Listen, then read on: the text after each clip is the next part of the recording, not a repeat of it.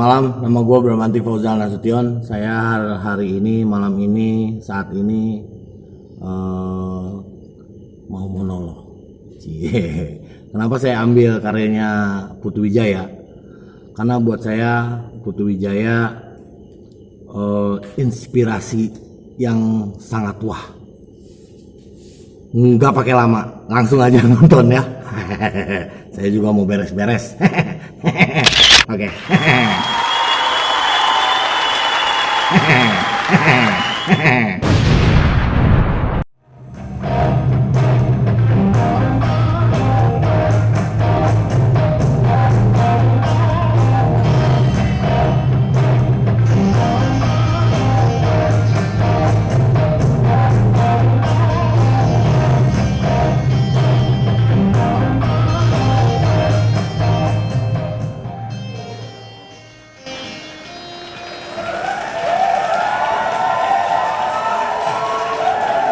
Baik Pak, nanti kita akan bertemu lagi. Saya akan kirim kabar. Terima kasih.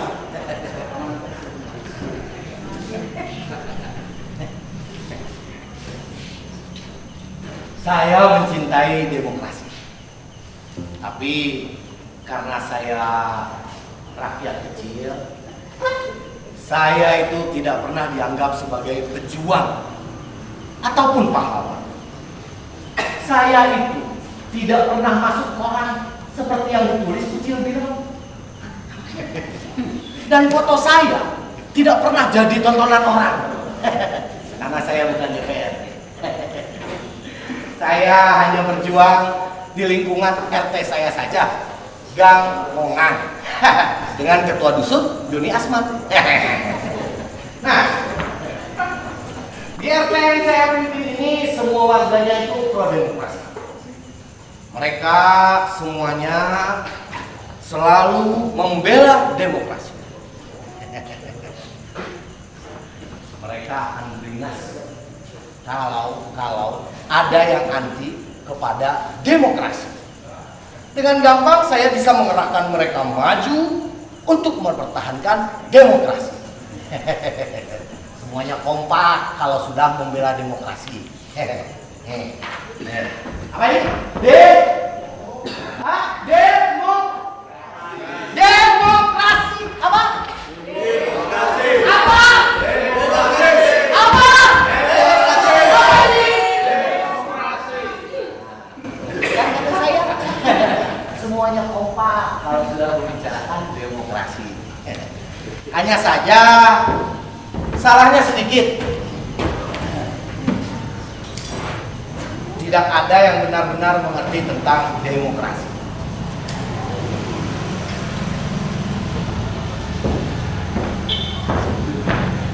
Pokok nama demokrasi teh bagus, sesuatu yang layak diperjuangkan sampai titik darah penghabisan. Benar teman? Nya sesuatu yang membutuhkan pengorbanan. Betul nggak, Toti?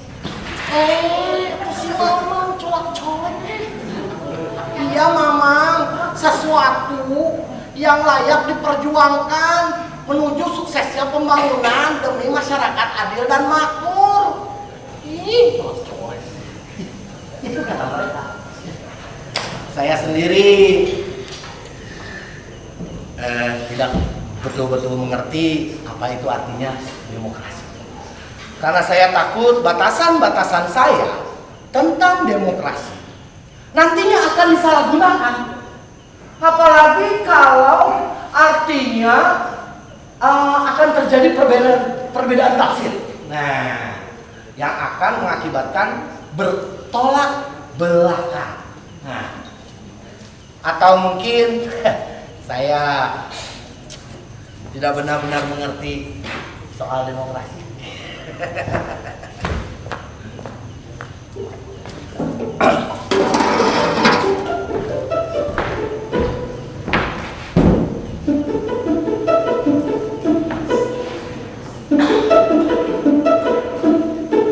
Nah, pada suatu kali RT saya yang membentang sepanjang Gang Mongan itu kedatangan seorang petugas yang mengaku dari kelurahan. Pasalnya akan diadakan pelebaran jalan. Nah, pelebaran jalan itu membuat rumah kami akan diambil 2 meter. Petugas itu menghimbau agar kami seperti juga warga yang lainnya merelakan kehilangan itu untuk kepentingan bersama.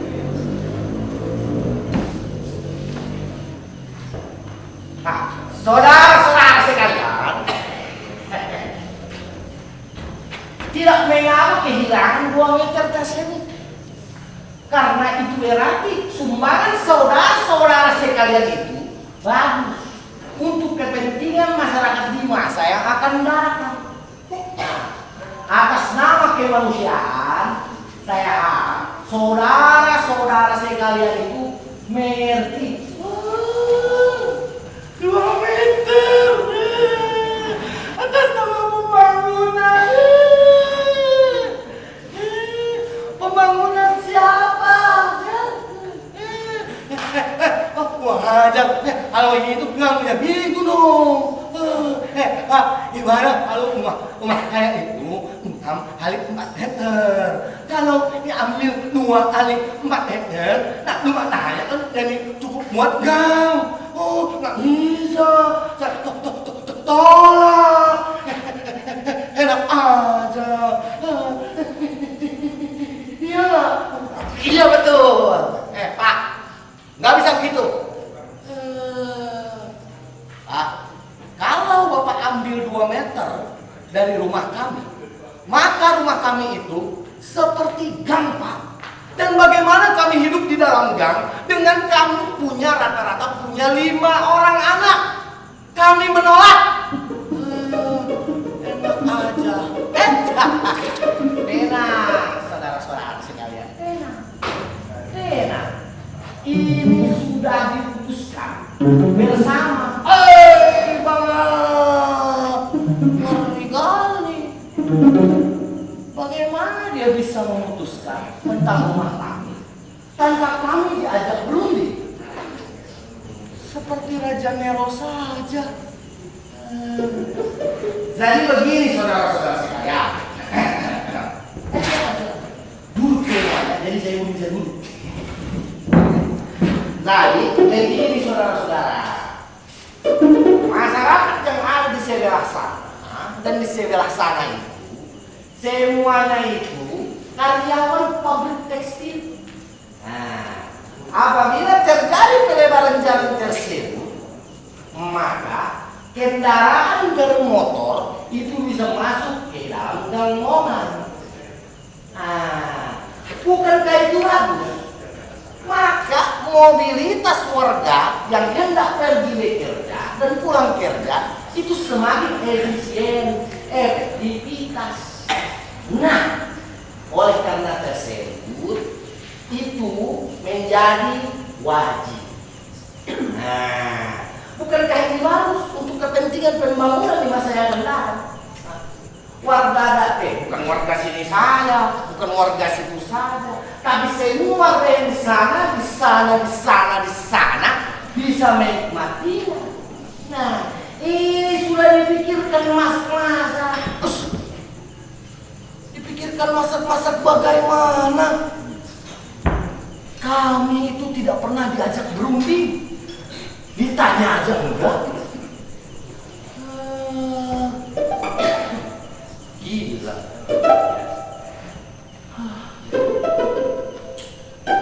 Kami terjepit di antara kepentingan orang banyak.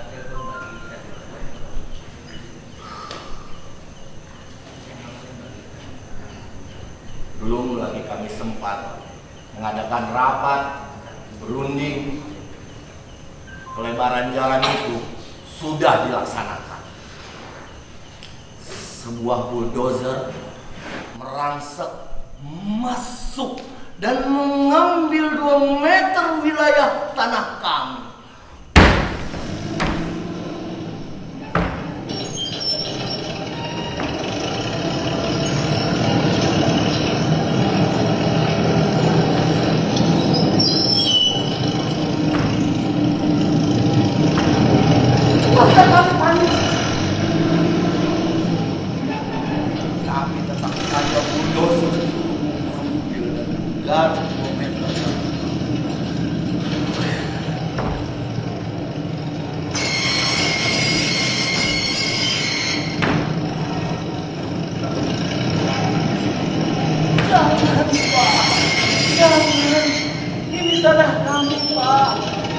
tanah warisan. Dari dulu nenek moyang kami sudah di sini, Pak. Iya, Pak. Jangan. Kalau Bapak ambil tanah kami 2 meter, rumah kami kan jadi kandang ayam. Lalu bagaimana anak-anak kami akan berteduh, Pak? Tetap saja bulldozer itu pun menggaruk.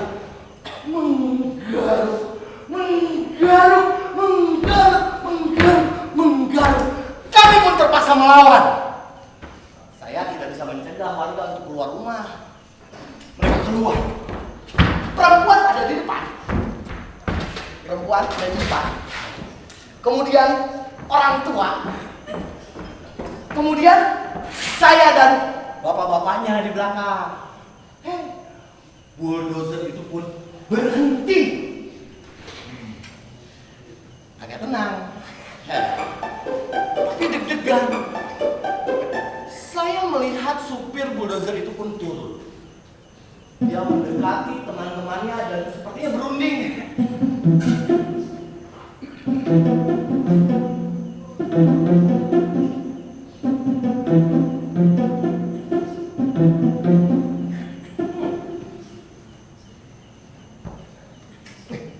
Saya melihat anak-anak berlarian dan bermain di sekeliling bulldozer tersebut.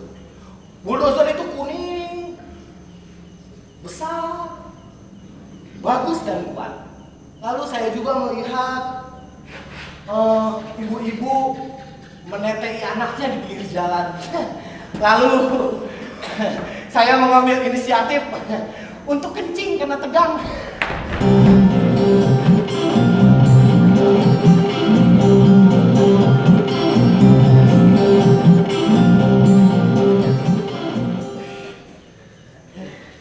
Belum. Nah, kemudian saya lihat supir bulldozer itu pun naik lagi ke dalam bulldozer.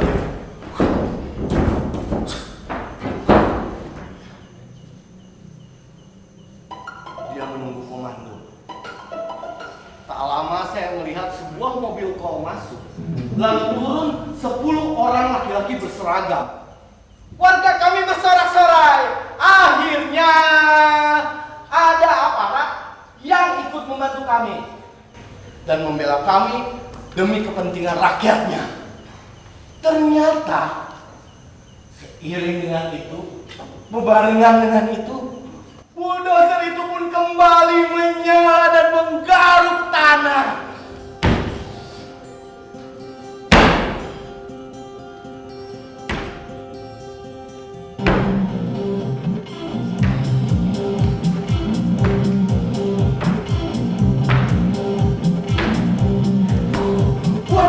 Pun semakin panik, perempuan menjerit, perempuan menjerit di sana kemari, anak-anak berlarian.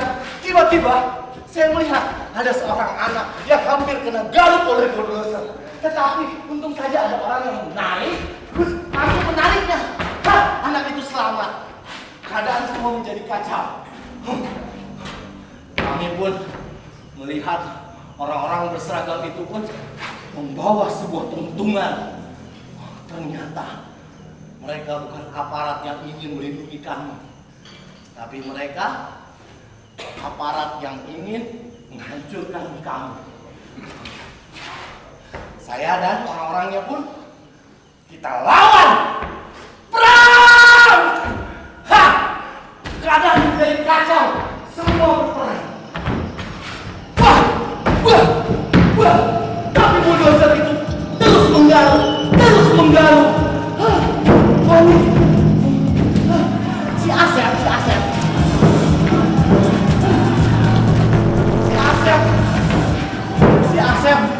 Asep bapak anak yang tadi tidak digaruk, dia itu langsung naik ke atas bulldozer. Hendak menarik si supir bulldozernya. Ternyata sebelum ditarik, supir bulldozer itu menyiapkan parang di bawah kursinya. Pundak si Asep pun terkena. Asep jatuh berlumuran darah.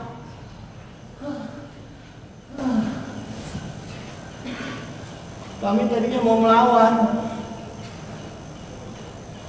Tapi datang lagi satu truk bawa senjata tajam. Ya kami mundur.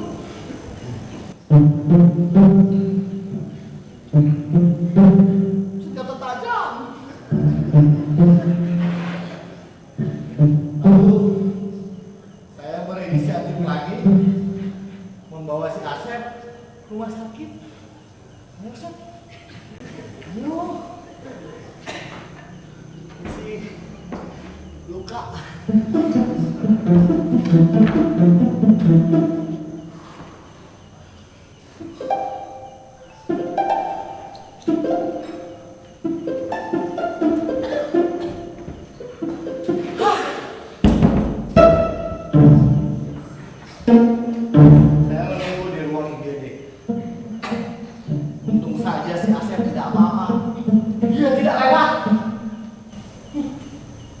Mungkin barangkali si pembacoknya hanya tidak berniat membunuh, cuman kasih peringatan.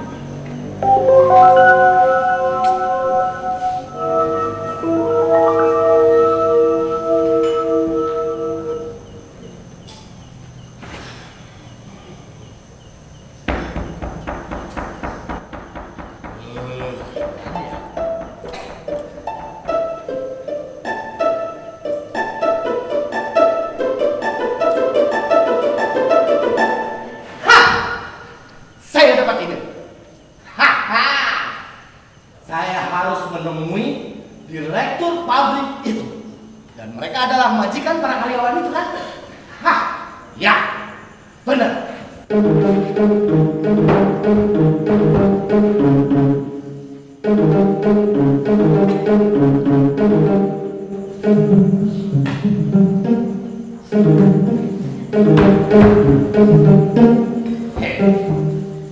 Gimana? Karena mau ke pabrik ya ganteng lah. Ganteng doang nggak mungkin cuma.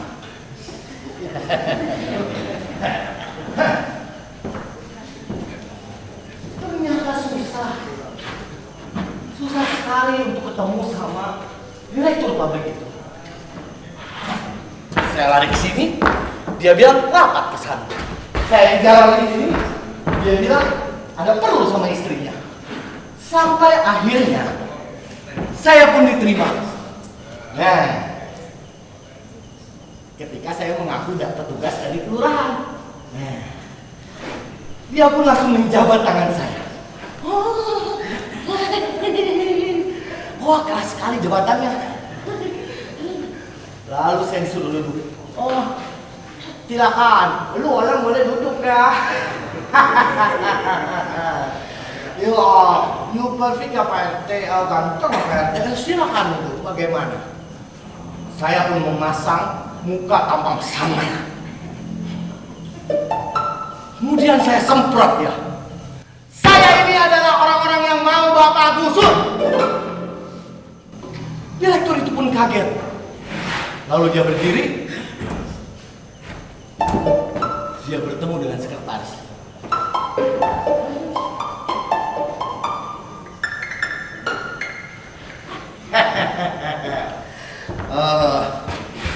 Bapak LT, demi Tuhan, saya punya God lah. Demi Tuhan Bapak RT, I itu tidak bermaksud macam itulah sama you. You tahu I tidak akan pernah kasih itu orang-orang yang kerja sama I untuk memperlakukan company seperti itulah. It's no. Saya pun marah. Dia melihat muka saya semakin merah. Bapak LT. Sebetulnya itu karyawan semua sudah I kasih.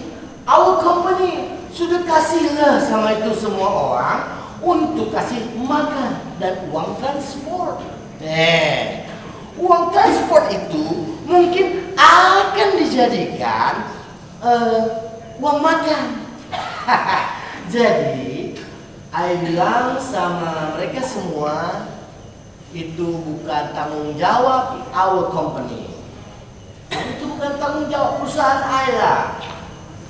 Nah, jadi Bapak LT sampaikan permaafan saya kepada warga Bapak semua.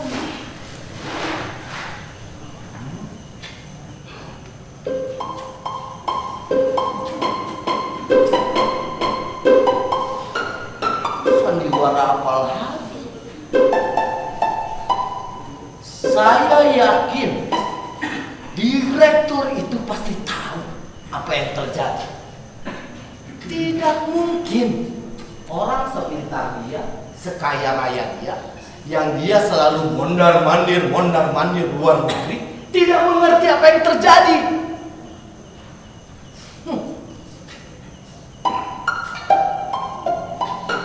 Tidak, saya menolak.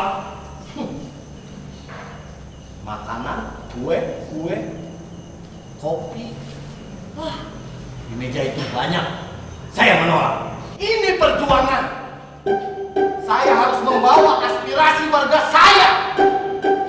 Bapak, yang saya mau, Bapak harus hentikan pelebaran jalan itu. Tenanglah, it's okay, it's clear. Silakan dulu. Bagaimana keluarga di rumah Bapak RT? Bagus? Sosok nanya. Saya yakin dia ini tanya-tanya keluarga saya cuma pengen dimengerti.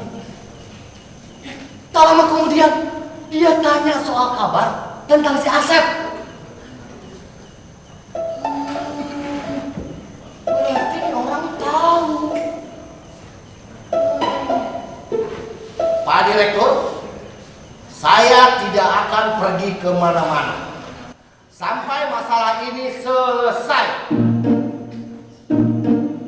Perjuangan aspirasi rakyat demi membangun negara saya, ini perjuangan. Saya tidak minta apa-apa, Pak. Saya minta dihentikan. Sekali lagi, dihentikan. Pak Direktur itu kelihatan stres. Tapi kemudian dia membuka laci.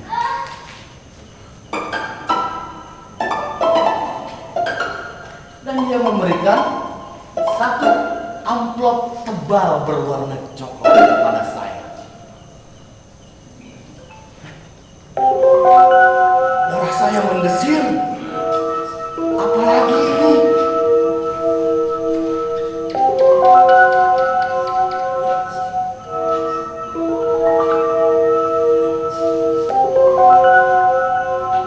Amplop ini benar-benar tebal.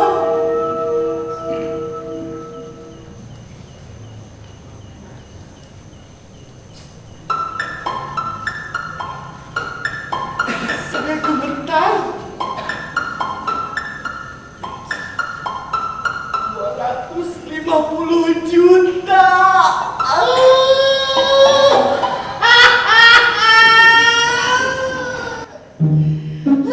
Tidak. Semua. Kapan lagi? 250 juta.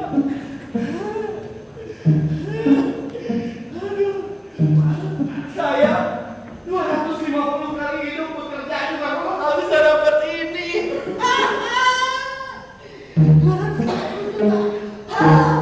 Bisa bayar SPP, beli mobil, benerin rumah, kasih orang tua, punya bini baru. Saya bahagia. Tuhan, terima kasih Tuhan. Handes. 250 juta. 20 juta. Gak miskin lagi.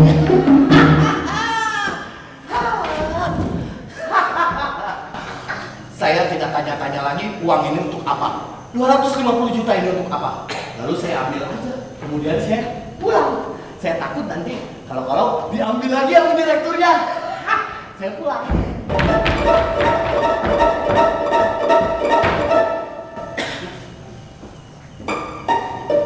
Saya lewat belakang gang karena saya takut ketahuan warga, jadi saya pulang lewat belakang.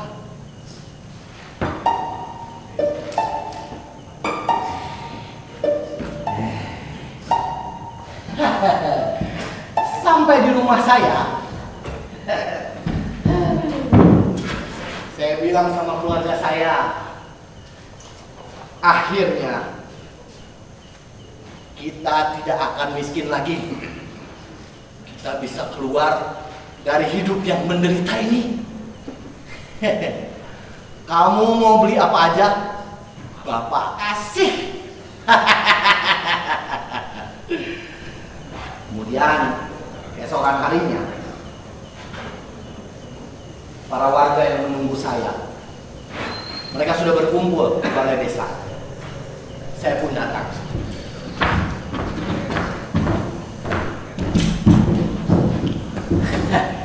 Selamat siang semuanya.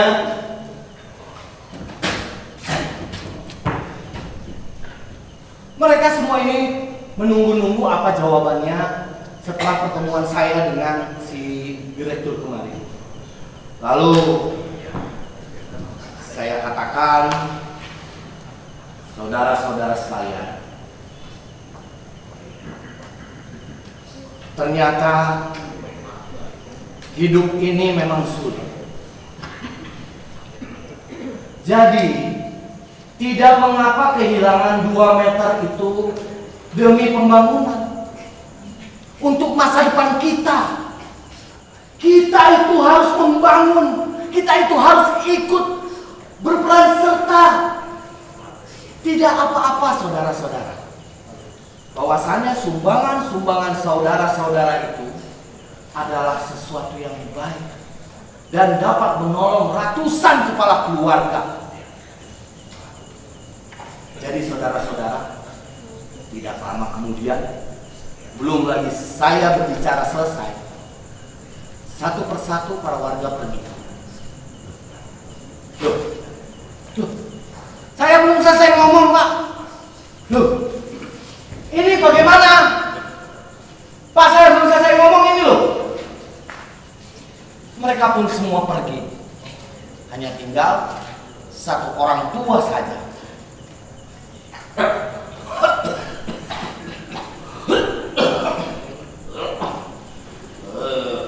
Pak RT,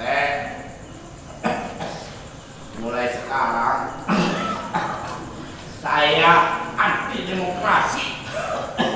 Kalau demokrasi itu tidak membawa kepentingan untuk rakyat. Kemudian dia pun pergi meninggalkan saya sendirian di balai desa.